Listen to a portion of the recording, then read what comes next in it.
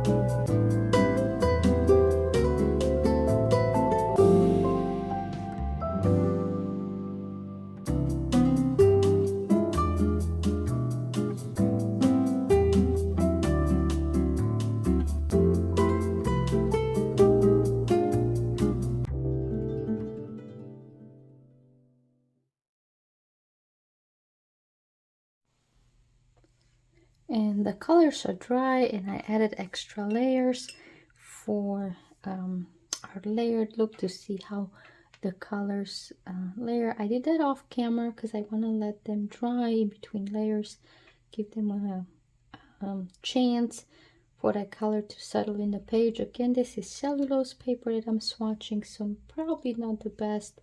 The paint tend to lift a little bit easier off of this. This is a Canson. This is the back of the book. It's a Canson XL watercolor book. Just something inexpensive to get an idea of what these colors react, how we can layer. And you can see the lifting test. Most of them are staining.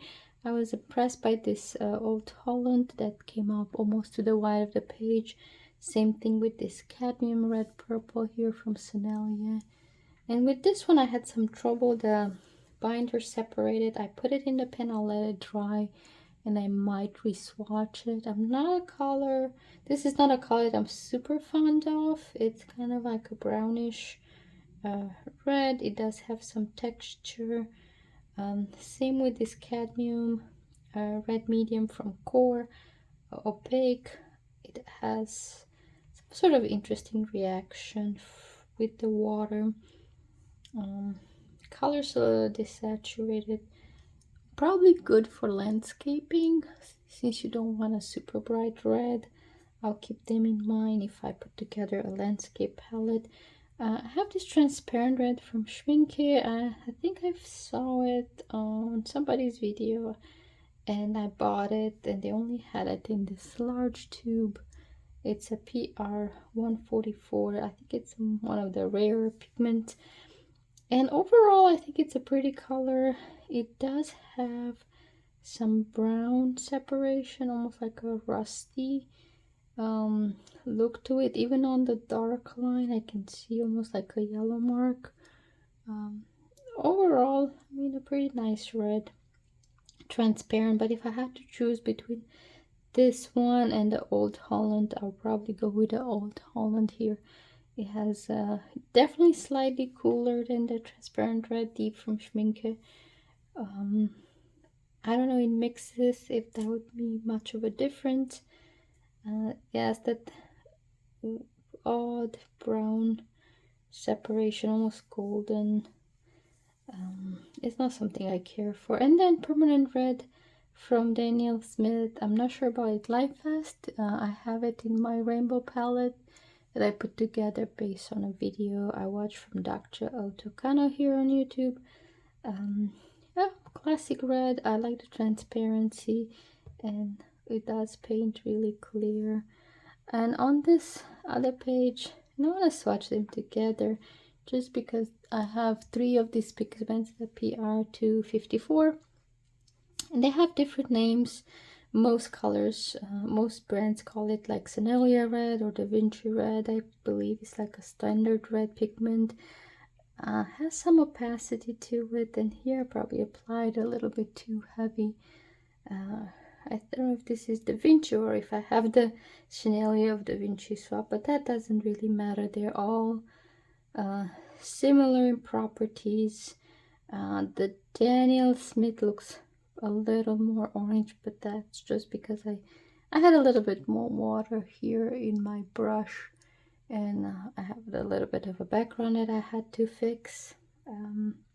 Yes, PR254, very common pigment in all brands, very similar, I would say identical. And I'm not sure if it was the way I apply it, but like some of it's more concentrated, some it's more streaky. This Sennelier one, probably just moving a little bit more even, settling on the paper. Again, it could be just my skills, but these are some of the reds that I have. I'm still looking for a perfect red.